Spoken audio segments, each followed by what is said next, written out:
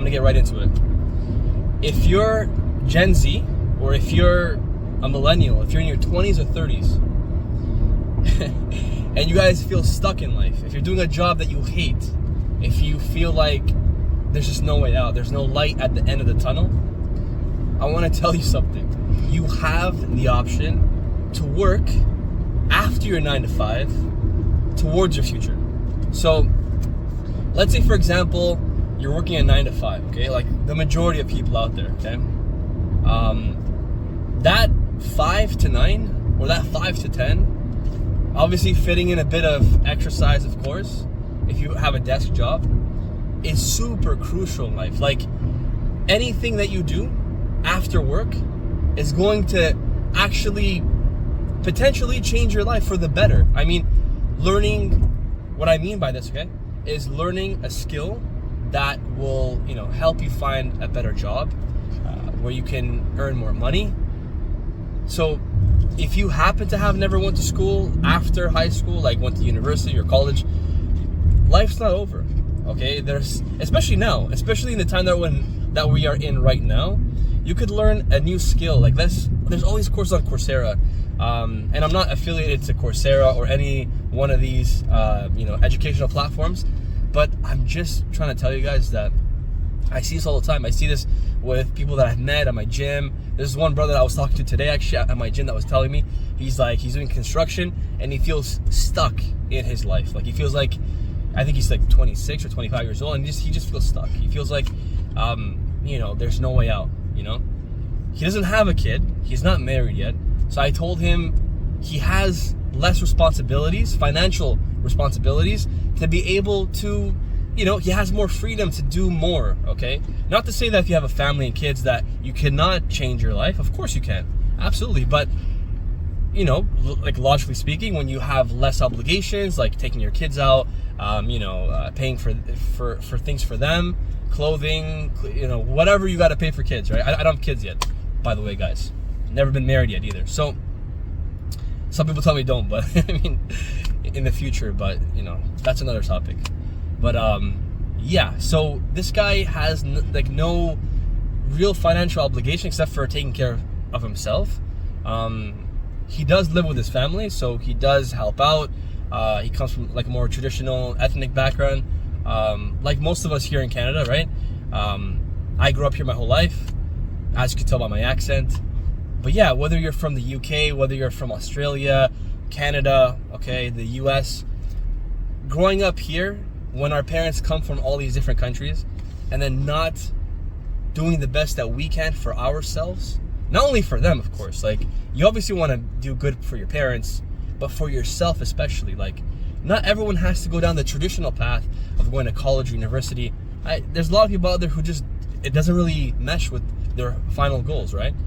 Or maybe, you finished high school and you didn't have a set goal in mind of what you really wanted to become.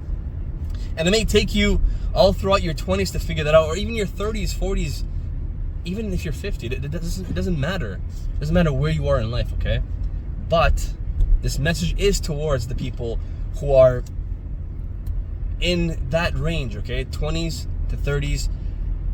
You have a chance to really put effort, okay? Every single day after, okay, whichever shift you work, but I'm going with the 9 to 5. Between 5 to 9 p.m., you can learn how to code. That's one of the things that I did personally, okay? I studied HR in uni, but then, over the pandemic, just after the pandemic, I started to learn how to code. I did it through the more self-taught route, through the Odin Project, and I recommend that, highly, highly recommend it to get the basics down. This is just an example, okay, of learning a skill that will potentially make you money and get you out of the situation, that you're currently in. So I'm not to say that you learn code and then right away you're gonna become like the next software developer working at Apple or one of those big FANG companies. Okay, it's not like that. But at least even trying to learn it and having that even on your resume, like, hey, you know what? I learned JavaScript, I learned HTML, CSS, the basics of, coding, maybe front-end development, then you can get a job that might even take a chance on you. So yeah, I met someone else too. Okay, this is just examples of people that I've met. Some guy that I met who took an IT help desk course, and then within, I believe he told me 2 to 3 months, he was able to get a job, and he was doing something that was like labor. Like before that, it was just pure labor. Right? He was tired of it. Okay, he was in his late 20s. He just wanted to get out of that lifestyle. Like for him, one of the things that he didn't like about it was that whenever he would meet a girl, right, he would tell her what he did for a living, and then she would really not want to continue seeing him after that. And again, this is kind of how, like, the times that we're in, right?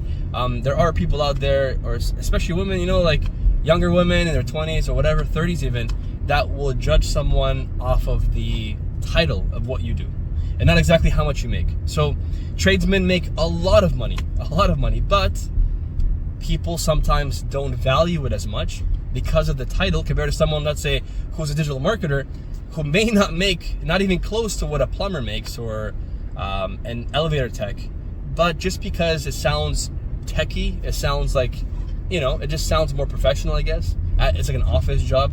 People assume that, hey, this guy is doing better than that person is. So that was his specific reason, and he did it, and he got the job. And his goal, like mine is, okay, and maybe yours as well too, is to live remotely outside of Canada. So my goal is to live in Asia, Southeast Asia to be exact. I was living there last year, and the year before that, partially, not the whole entire year, but I spent a few more months last year than I did the year before that. And it was amazing. It was absolutely amazing. It was the best time of my life, okay? At first, just like everyone else, I wanted to go with my buddies, to go travel with friends, with someone else to keep you company, thinking that you're gonna need that. But when I got there alone, solo traveling, it was completely life-changing. It took me out of my comfort zone. It showed me more of what this world has to offer. I grew up here my entire life in Canada. I traveled a bit, like most Canadians do. We go to, Cuba, DR, like just the typical Caribbean countries, not too far away, Miami, Florida, the US a bit. But going all the way to the other side of the world, that was eye-opening, okay? It's a totally different culture. The expat scene is amazing. You'll find a lot of people that are like-minded, people who are positive, people who have ambition, who want to do really well for themselves, people who are doing like way better than I am, which is good, because if you want to grow, you got to be surrounded by people who are at the same level or doing better than you. Probably better if they're doing better than you, because you'll learn more, right? And they always say this, don't follow someone who doesn't have the results that you want. So even as harsh as it is to say, if your family, your parents, your cousins, whoever it is, right, give you advice, look at what their life is like, and then determine whether their advice aligns with what your goals are. Okay, as obvious as that may sound, but for some people, they do put their family's, advice and, tips, whatever, higher than what their goals are, and then they kind of get led astray. It may take them a few years or whatever to find out, hey, you know what? I actually went somewhere that I didn't want to go in life. So, yeah, this video is about people who complain, okay? Who complain.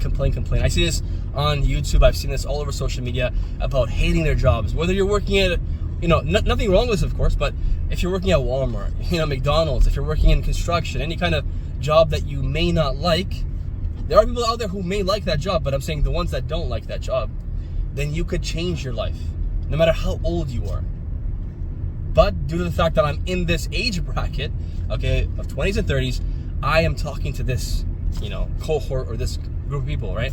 But yeah, if you're in your 40s, your 50s, doesn't matter.